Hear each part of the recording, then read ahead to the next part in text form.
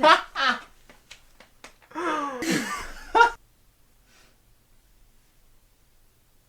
encore.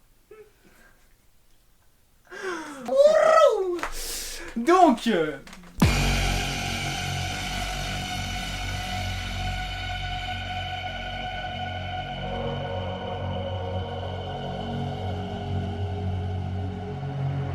salut tout le monde, j'espère que vous allez bien.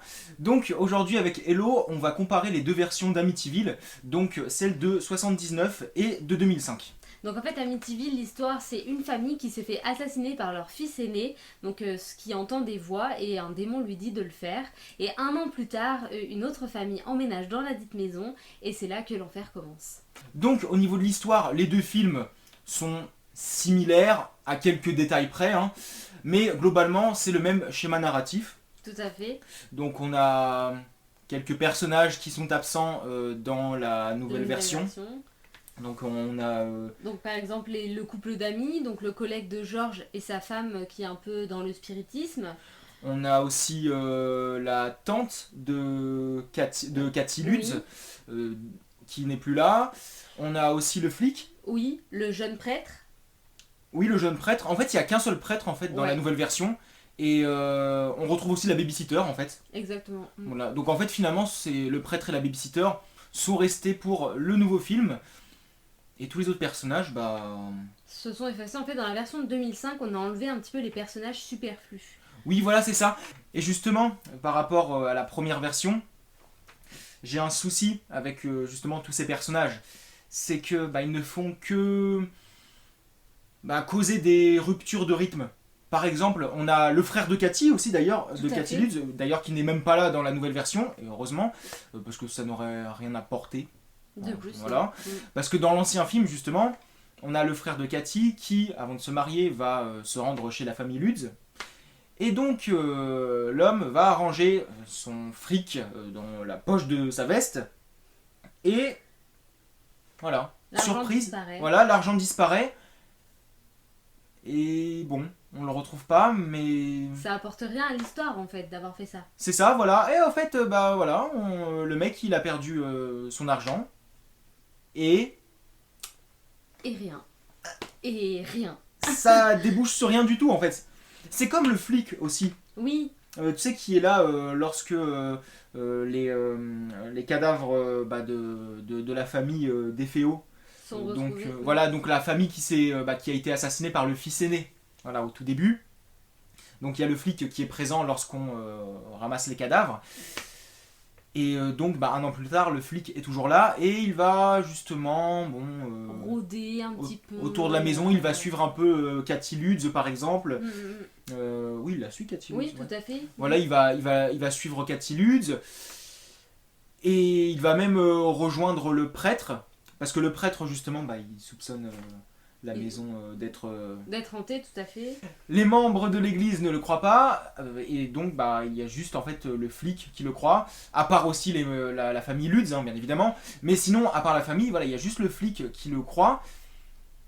Mais ça débouche sur rien, enfin ça débouche sur rien aussi. Oui, c'est ça, même à la fin, il va voir le jeune prêtre pour lui parler et il aurait eu l'occasion d'aller voir l'autre prêtre pour parler avec lui de ses inquiétudes sur la maison, de l'enquête qu'il était en train de mener un peu en secret, et il n'en fait rien. Ça s'arrête là, il n'y a pas de suite. C'est ça. Il fait sa petite enquête tout seul dans son coin, mais ça n'amène rien. Voilà, il est même pas là lors du dernier acte où tout se barre en couille pour la famille Lutz. Enfin, je veux dire, ça débouche sur rien. Et en fait, on perd du temps sur des scènes, mais... Lui qui avait suivi Cathy partout comme un petit chien, il avait même passé des nuits devant la maison à surveiller quand ils ont béni la maison, tout ça. Ça aurait valu le coup qu'ils comprennent et qu'ils soient là lors de l'acte final et qu'ils puissent les aider, quoi. Enfin, parce que il y a même, oui, le flic même, il dit à George Lutz, oui voilà, vous ressemblez comme deux gouttes d'eau à l'assassin. Oui. Celui qui a massacré sa famille là. Et donc là, ouais, ça débouche sur rien. Et c'est pour ça en fait que ce que j'apprécie beaucoup dans la version de 2005, c'est qu'on passe à l'essentiel. Exactement. On va pas s'attarder comme tu as dit sur les personnages superflus, les personnages secondaires qui ne font que handicaper le rythme. Toujours au niveau des personnages, George Lutz quand même, hein, qui est on va dire voilà, la star du film. Donc au niveau du personnage principal du film, donc George, dans la version de 79, on a vraiment une dégradation physique et mentale assez importante et assez rapide. Mais par contre, on n'a pas vraiment cette impression-là de possession démoniaque. On a vraiment l'impression qu'il est malade, qu'il est affaibli, qu'il est en manque de sommeil. Mais on n'a pas cette impression-là de perte de contrôle et de possession démoniaque pleine et entière. Alors que dans la version de 2005, là on a complètement du laisser-aller, il est d'abord affaibli psychologiquement et physiquement, et ensuite il est clairement possédé. Là on va jusqu'au bout des choses dans la version de 2005. Clairement, Ah oui, il là, veut passer aux choses sérieuses. oui voilà, il tente de tuer sa femme et puis les enfants de celle-ci. Après dans le film de 119, il est un petit peu quand même amer. Des fois il est un peu agressif, mais pas agressif dans le sens je vais te tuer, je vais te massacrer, mais plutôt oui voilà, il dort pas assez, il est tout le temps réveillé à 3h15 du matin. Il parle mal à sa femme, bon, à un moment donné il lui faut même une baffe dans la gueule, mais ça s'arrête là, il y a pas de... C'est pas démonstratif sur le plan surnaturel en fait. Et un simple manque de sommeil peut très bien expliquer ça. Oui voilà, c'est ça. Alors que la torture psychologique infligée au fils aîné dans la version de 2005 est beaucoup plus importante, et là c'est vraiment la violence pure et dure envers l'enfant qu'il n'y a pas dans la version de 79. Il fout une réelle pression psychologique au gamin, à l'aîné, à l'ado. Et ça j'ai trouvé qu'il y avait une meilleure tension dans le nouveau film. Alors que oui, encore une fois, voilà, je m'attendais en fait à ce que dans le film original ça aille plus loin, parce qu'on n'arrête pas de dire oui voilà, George il ressemble comme deux gouttes d'eau au fils aîné de la famille des Féo, mais c'est tout en fait. En fait dans ce film là, on a pas mal d'éléments, en fait on a plusieurs éléments, mais qui restent en suspens, on va pas loin en fait. Non, c'est ça. On pose ça, mais on finit pas. Et le plus grave ça reste surtout oui, voilà, le parcours, l'arc narratif de George. Et je me suis dit, putain, il va y avoir un petit truc à la fin et tout. Et en fait, non. C'est pas forcément à ce qu'il y ait une dose de scène d'action, mais qu'on exploite quand même le devenir de George. Alors que voilà, dans la nouvelle version, on va jusqu'au bout des choses. Alors oui, du coup, tout finit bien évidemment, sauf pour le chien. Donc, le chien, oui. C'est sûr, hein, c'est un crève-cœur. Mais il y a quand même ce côté dramatique parce qu'on se dit, oui, voilà, il est possédé. S'il fait quelque chose de grave, je trouve que c'est un peu plus percutant quand même que s'il faisait rien. Ça apporte aussi une dimension de possession, puisqu'il reproduit exactement les mêmes actes que le fils d'Éphéo. Le fils d'Éphéo tue le chien parce qu'il le croit enragé. Et là, George va lui aussi tuer le chien. Que dans la version de 79, il ne va pas tuer le chien. C'est ça, en fait, dans la version de 79, le chien il est encore dans la maison, au moment où la famille est prête à quitter la maison. Et en fait, il y a George qui va récupérer le chien. Donc en fait, c'est un peu le héros, George. Et comme tu disais, par rapport au rôle de la femme. Donc par rapport aussi à l'époque à laquelle a été tourné le film de 79, la place de la femme dans la société n'était pas du tout la même que quand la version de 2005 a été tournée. C'est-à-dire qu'à cette époque-là, la femme avait une place vraiment inférieure par rapport à l'homme. Et donc c'était à l'homme de sauver la famille, à l'homme de sauver la maison. Une femme ne pouvait pas sauver sa famille. Et c'est pour ça aussi, je pense qu'ils n'ont pas été jusqu'au bout au niveau de la possession de George, pour qu'il puisse être assez lucide pour pouvoir sauver la famille et pour pouvoir être le héros du film. Alors que dans la version de 2005, version beaucoup plus moderne, on va avoir une vision aussi de la femme plus moderne, et la femme va être apte à sauver sa famille et à sauver aussi son mari. Ensuite, au niveau des acteurs, donc dans le rôle de George Lutz, donc dans le film de 79, on a James Brolin, que je trouve excellent. Oui, ça c'est très convaincant. Donc il propose un jeu simple, voilà, il est naturel, il n'est pas dans le surjeu. Voilà, quand il est froid envers sa famille, ou quand il se réveille en pleine nuit, quand il lance des regards et tout, un peu noir et tout. Il va pas exagérer dans son jeu. Non, il va rester lui-même. J'ai l'impression même il a même pas eu besoin de jouer en fait. Non, c'est ça, c'est naturel. Il a vraiment la carrure et le physique, les expressions pour faire un tueur ou un méchant de film idéal en fait. Donc chapeau. Ensuite, pour la version 2005, donc avec Ryan Reynolds. Ouais. Donc pour le jeu d'acteur de Ryan Reynolds, c'est aussi très très bien. Moi j'ai bien aimé. Ouais. De la profondeur, pareil, dans le regard, beaucoup d'intensité. Clairement, les scènes où il est avec, avec les enfants de Cathy et il les torture un petit peu, quoi. Psychologiquement, ouais. On voit que c'est pas du semblant, quoi. Il fait vraiment peur, il est impressionnant. Malgré sa carrure un peu moins impressionnante, il est quand même très impressionnant. Oui, et puis c'est vrai que, oui, justement au niveau du physique, on aimait beaucoup, hein, comme dans le remake de Massacre à la tronçonneuse, on aime bien dévoiler la plastique du personnage principal, quoi. C'est dans le remake de Massacre à la tronçonneuse avec Jessica Biel, on aimait bien cadrer son cul, voilà, ses formes et tout. Et Ryan Reynolds, c'est pareil. Hein, je veux dire, on aime bien montrer. On a bien vu ses abdos, quoi. Voilà, c'est. Ouais, c'est vrai que c'était fait exprès, quoi. Je veux dire, bon, c'est. Ce qui fait que finalement, on n'a pas l'impression que le personnage il se les gèle. Parce que le personnage n'arrête pas de se plaindre comme quoi il a froid. Oui, il est tout le temps à poil. Voilà, le mec, Ryan Reynolds, son personnage, il est tout le temps, ouais, à moitié à poil, alors que dans l'original, en fait, c'est vite fait, quoi. On le voit vite fait torse nu à un moment, mais c'est tout, quoi. C'est. Voilà, il porte toujours son pull sale, là, qui doit puer la mort. Ouais. Mais je préférais comment on mettait en valeur James Brolin et pas Reynolds. Parce que James Brolin, il faisait vraiment un peu bestial. Il avait ce côté un peu ours, comme tu dis. Et. Voilà, il y avait ce côté, ouais, beaucoup plus sauvage et beaucoup plus redoutable. Ensuite, par rapport à l'interprète de Cathy Lutz, donc voilà, le deuxième personnage principal. Donc, dans le film de 79, on a Margot Kidder. Kidder, je crois que ça se prononce comme ça. Donc, l'actrice, qu'est-ce que t'en penses je ferai un parallèle avec l'actrice de Shining, en fait. Elle est très douée, je trouve, dans les expressions de terreur, mais elle fait un peu nunuche, un petit peu simplette.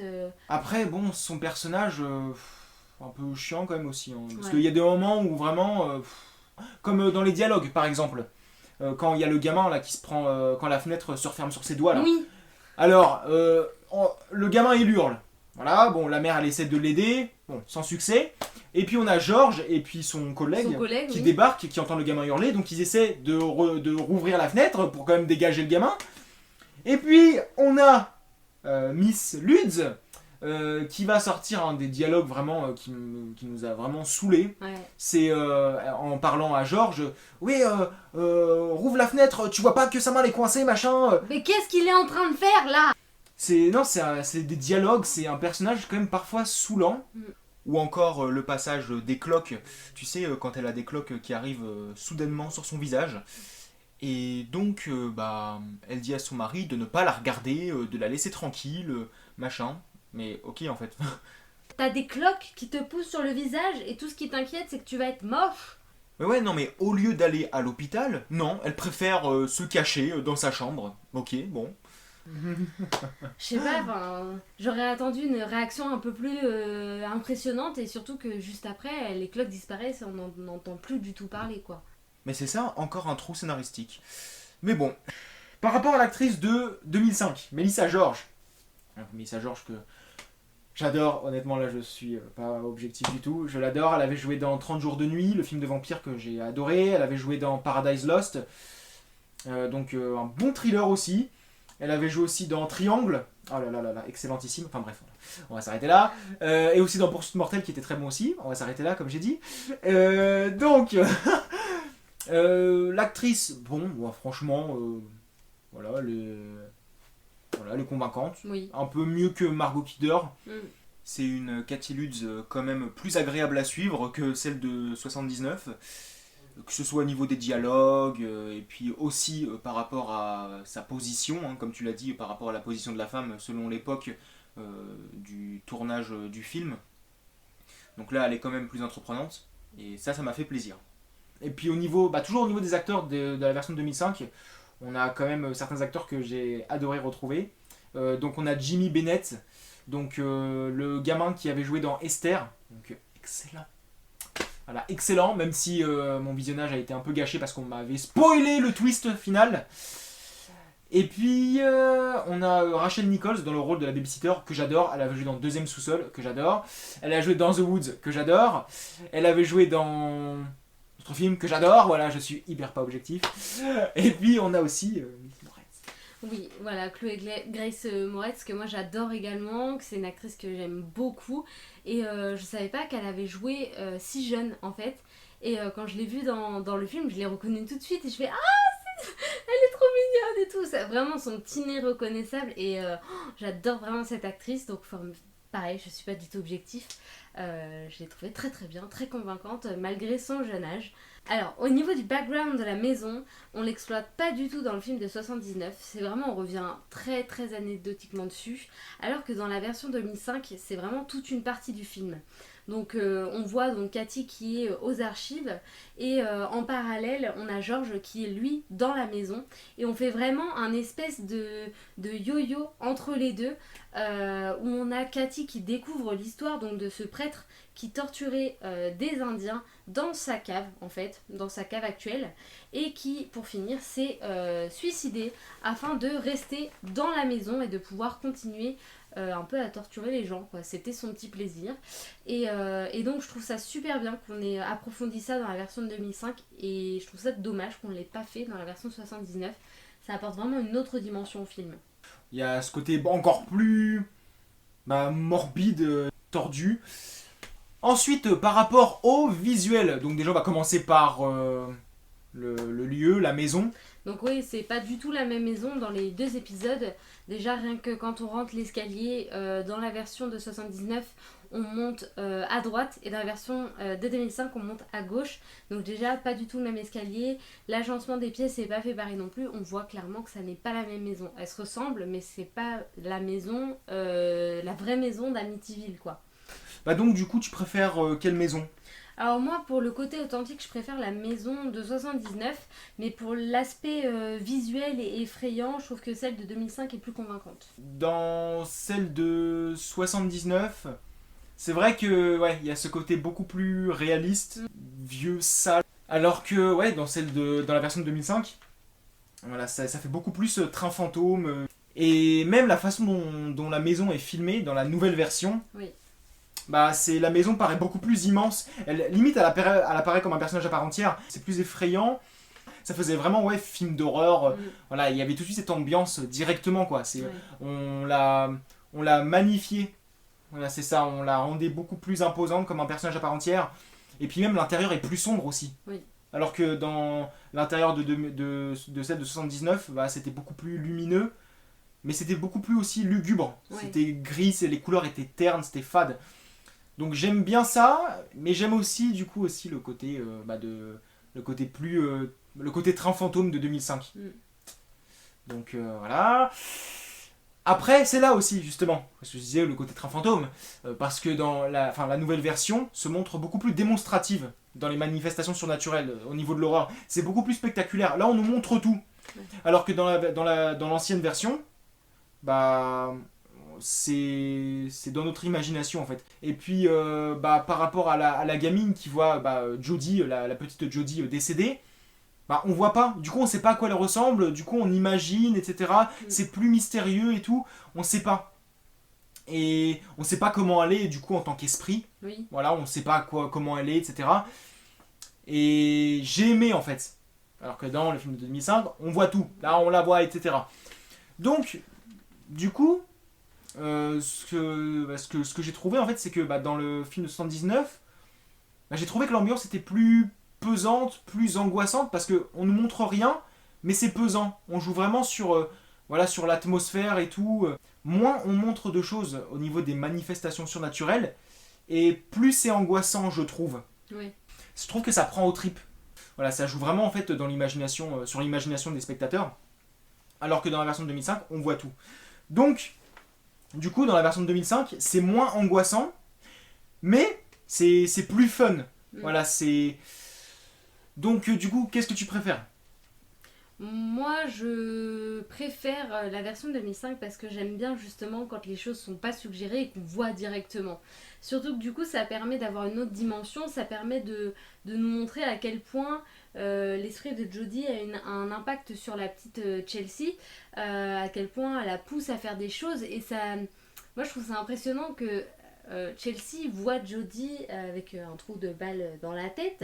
Ça la perturbe pas plus que ça, quoi. Et puis même, je te voyais des fois tu faisais des petits bonds, ou même Ouais. t'étais assez terrifié même par certaines scènes de la version de 2005. Je suis très sensible au jumpscare en fait. Hein. Non seulement t'avais l'effet de surprise, tu sursautais, mais t'avais aussi des moments de peur en fait. Ouais, du côté t'avais- graphique des plaies, comme par exemple la scène où la babysitter met son doigt là comme ça, enfin pas de son plein gré, dans le trou de la balle du front de la. Voilà, dis-le du carrément spectre. dans le trou de balle. Dans le trou de balle du spectre là. Oui, parce qu'en fait, on a la gamine, donc Jodie, qui voilà, la morte vivante, qui va forcer la babysitter à foutre son doigt dans son trou. Bah ça, moi, ça. J'aime Ah, pas. c'était très dérangeant par contre. Vraiment, là, j'avais mal par contre. En fait, elle lui a pris la température. Donc du coup, on va pouvoir parler un petit peu des effets spéciaux. Donc la version 79, évidemment, a des effets spéciaux bien moins bien réalisés que la version 2005. C'est normal, les moyens n'étaient pas les mêmes et aussi les connaissances n'étaient pas les mêmes. Surtout, le grand moment dans le film de 79, quand Cathy voit les yeux du démon par la fenêtre en pleine nuit. Bah alors là... Clairement, on a l'impression que c'est deux lasers dans le noir. Voilà, on voit que ça. Deux petites billes comme ça. En plus, c'est hyper dommage parce que la musique, au moment où le démon apparaît, moi j'ai trouvé assez terrifiante. Oui. Cette scène-là aurait pu être vraiment flippante, mais c'est les yeux du démon en fait, ça casse Ouais. tout en fait. Vraiment, j'ai trouvé ça. Pourtant, à l'époque, ils auraient pu faire mieux quoi. Enfin, Mettre je sais un pas. masque ou quelque Je chose. sais rien. Enfin, ils auraient pu. Ouais, non, ils auraient pu faire mieux. C'est pas non plus voir tout non plus, hein, genre voilà, les cornes, le menton, machin, etc. du démon, non, mais un truc un peu plus recherché quoi. Enfin, je veux bien, voilà, je veux bien que le film de 79 ne se base pas sur le spectaculaire, mais faites un effort quoi. Enfin, je veux dire, voilà, moi en tout cas, voilà, comme je vous l'ai dit, moi le spectaculaire c'est pas forcément ce que je préfère, mais faites un effort là-dessus, bordel quoi. Je veux dire. Et d'ailleurs, on ne voit même pas, il n'y a même pas cette scène hein, dans le film de 2005. Non. On donne plus d'importance, on accorde plus d'importance aux fantômes. Au fantôme de Jodie et au fantôme aussi du grand frère Voilà, qui emprisonne un petit peu Jodie. Mais Voilà. le démon en tant que tel, on n'en entend pas parler. Voilà, c'est ça. C'est donc voilà, c'est donc voilà au niveau des effets spéciaux, voilà pour terminer sur la version 79, bah c'est voilà, on va dire que c'est globalement c'est on est sur quelque chose de moyen. Mais C'est ça. on a quand même des choses impressionnantes en fait. Par exemple, la Les scène voilà, du sang qui coule des murs et des escaliers. Ah ça. Je trouve ça exceptionnel. Oui, la scène des mouches Des aussi, mouches, tu ouais. disais aussi que c'était impressionnant. Ouais. Un autre effet spécial qui est impressionnant dans le film de 79, c'est les mouches. On les retrouve aussi dans la version de 2005, mais je trouve que c'est quand même plus impressionnant dans celle de 79. Je me demande comment ils ont fait pour réunir autant de mouches au même endroit. Et des vraies mouches et les faire aller sur le prêtre et sur la fenêtre.